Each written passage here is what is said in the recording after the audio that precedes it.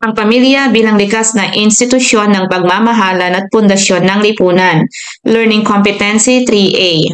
Nakakikilala sa pamilya bilang likas na institusyon ng pagmamahalan. Ang pamilya bilang likas na institusyon.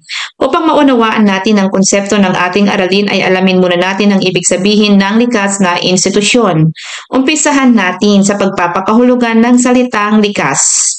Ito ay nangangahulugang natural na likha ng Diyos at hindi imbensyon ng tao.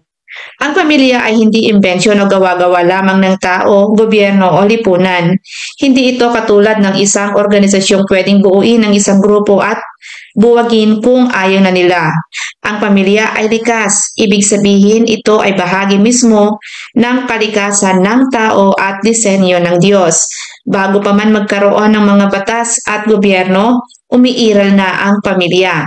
Ang pinakapundasyon nito ay ang pagmamahalan ng mag-asawa na nagbubunga ng pagkakaroon ng mga anak. Kaya't saan mang dako ng mundo, mayroong pamilya, anumang kultura, panahon o kalagayan. Sunod ay ang salitang institusyon. Ito'y nangangahulugang organisadong samahan na may layunin. Ang pamilya ay maituturing na isang institusyon sapagkat ito ay isang organisadong samahan na may malinaw na tunguhin.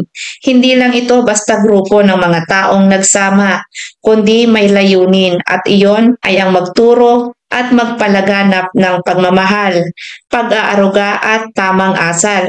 Kung ang paaralan ay nakatuon sa pagbibigay ng kaalaman at ang simbahan ay sa pananampalataya, ang pamilya naman ang unang paaralan ng buhay.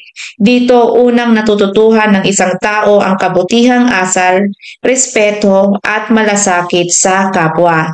Kaya kapag sinabing likas na institusyon, ito ay isang natural na samahan na hindi imbensyon ng tao at may mahalagang layunin sa lipunan. Ang pamilya bilang likas na institusyon ng pagmamahalan. Bakit nga ba nasabing ang pamilya ay likas na institusyon ng pagmamahalan? Una, dahil ito ay natural na samahan, hindi imbensyon ng tao kundi bahagi ng likas na kalikasan ng tao at kaloob ng Diyos. Ang pamilya ay hindi imbensyon ng tao. Hindi rin ito basta-basta gawa ng gobyerno o batas. Ito ay likas na bahagi ng ating pagkatao at kaloob ng Diyos. Bago pa man magkaroon ng paaralan, simbahan o pamahalaan, naroon na ang pamilya. Halimbawa, kapag may ipinanganak na sanggol, otomatiko siyang kabilang sa pamilya. Hindi na ito kailangang likhain o imbentuhin pa ito. Natural na nabubuo ang pamilya mula sa pagmamahalan ng magulang at anak. Pangalawa, dahil ito ay may malinaw na layunin. Ito ay ang hubugin ng tao sa pagmamahalan, paggalang at tamang asal. Ang pamilya ay hindi lang basta pagsasama-sama ng mga tao. Isa itong institusyon na may tunguhin. Hubugin ang pagkatao ng bawat kasapi.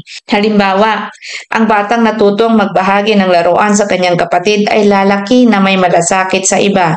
Kapag naging bahagi siya ng lipunan, madadala niya ang ugaling ito at makatutulong sa pagkakaroon ng komunidad na puno ng malasakit at pagkakaisa. Buod ng aralin. Ang pamilya bilang likas na institusyon ng pagmamahalan ay natural na samahan na may layuning hubugin ng tao, magsilbing unang paaralan ng pagmamahal at maging matibay na pundasyon ng lipunan.